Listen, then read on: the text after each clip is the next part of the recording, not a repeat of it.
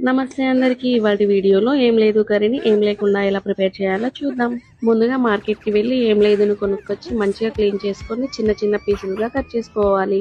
ఇలా కట్ చేసుకున్న పీసెస్ ని పక్కన పెట్టుకొని స్టవ్ పై ఒక గిన్నె పెట్టుకొని స్పూన్ ఏం లేదును వేసుకోండి. అలాగే ఇంకొక స్పూన్ ఏం లేదును వేసుకొని మంచిగా ఫ్రై చేసుకోండి. ఇది మంచిగా ఫ్రై అయిన తర్వాత మనం ముందుగా కట్ చేసి పెట్టుకున్నాం కదా ఏం లేదును తీసుకొని ఇందులో వేయండి. ఏం లేదును వేసుకున్న తర్వాత మంచిగా కలుపుకోవాలి, లేదంటే అడుగంటుతుంది.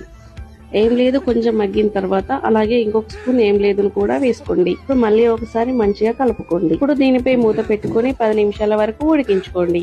10 నిమిషాలలో ఏం లేదు కర్రీ ఉడికిపోతుంది. ఇప్పుడు మూత తీసి మళ్ళీ ఒకసారి కలుపుకొని సర్వ్ చేసుకుంటే మన యమ్మీ ఏం లేదు కర్రీ రెడీ అయిపోయినట్టే. అవును, మన ఛానల్ ఎవరైనా మొదటిసారి చూస్తున్నట్టయితే వెంటనే వెళ్ళి సబ్స్క్రైబ్ చేసుకోండి. అలాగే లైక్ చేయండి, షేర్ చేయండి, కామెంట్ చేయడం మర్చిపోకండి. Thanks for watching.